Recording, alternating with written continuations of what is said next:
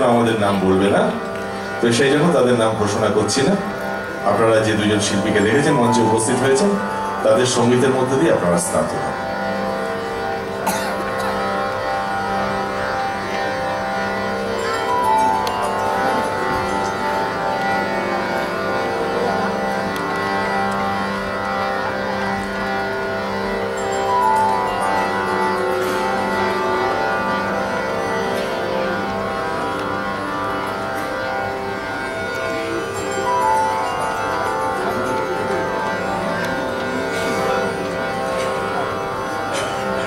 নমস্কার। উপস্থিত সকল দর্শক শ্রোতা সকলকে আজকের এই শুভ সন্ধ্যায় আমাদের দুই গুরু ভাইয়ের পক্ষ থেকে অনেক শুভেচ্ছা এবং ধন্যবাদ। আমরা কৃতজ্ঞ যে আপনারা আমাদের আহ্বানে এসেছেন। আপনাদের উপস্থিতি আমাদের আজকের এই উদ্যোগকে সফল করবে এই আশা রাখি। আমরা শুরু করছি প্রথমে, এবং গোটা অনুষ্ঠানটা জুড়েই নন্দনদার গান দিয়ে শুরু হবে। তারপরে আমিও একটু করে গাইবার চেষ্টা করব। কেন জানি না, সাজিয়ে গুছিয়ে কখনো কোনো কাজ করতে গেলে আমার গলাটা আমাকে খুব ডিস্টার্ব করে। তো যাই হোক, পদ্মভূষণ ওস্তাদ রাশিদ খান, তিনি আমার বা নন্দনদার বা আরো একজন সুমিত, মুকুলদা, আমরা যারা দাদার ছাত্র, এছাড়া ছাত্রীরাও আছেন, মুনমুন বৌদি, সীমা বৌদি, এরকম আরো অনেক নাম বলা যেতে পারে। কিন্তু এই আমাদের সবার কাছে উনি হিরো। আমরা যখন গান শিখতে শুরু করেছি তখন আমাদের কাছে দাদার কথা, দাদার বক্তব্য, সেই দিয়ে তার সম্পর্কে একটা স্বপ্নের মায়া জাল গড়ে ওঠা। উনি কেমন করে পাঞ্জাবি পড়েন,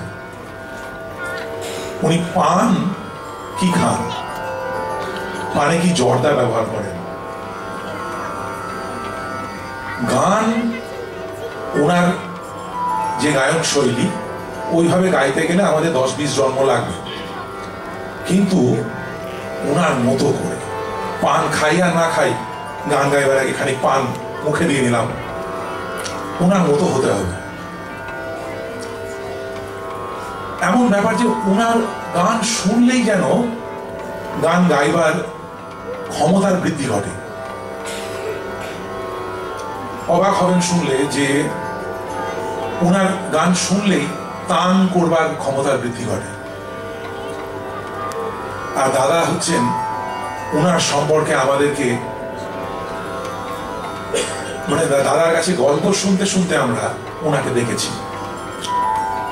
আর আমাদের দুই গুরু ভাইয়েরই আমরা গান গাইতে গাইতে বলবো পরবর্তীতে, কারণ আজকে শুধুমাত্র গান গাইতে বসি, আজকে ওনার জন্মদিনকে সেলিব্রেট করতে বসেছি। 1 জুলাই ওনার জন্মদিন ছিল। ওনার এই হঠাৎ করে চলে যাওয়াটা না আমাদের কাছে একটা বিরাট শূন্যতা। মানে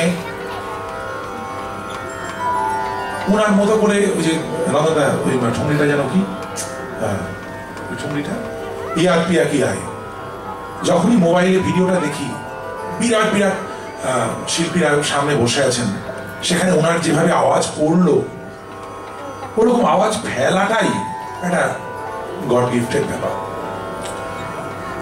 তো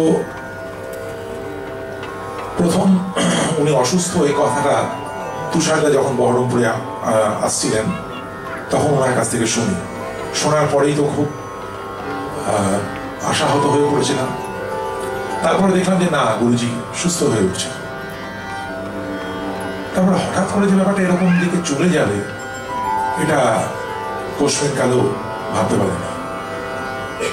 তো আজকে আমরা দুজনেই ওনার ওনার গেয়ে যাওয়া গানগুলো একটু নিজেদের প্রয়াসে গাইবার চেষ্টা করছি।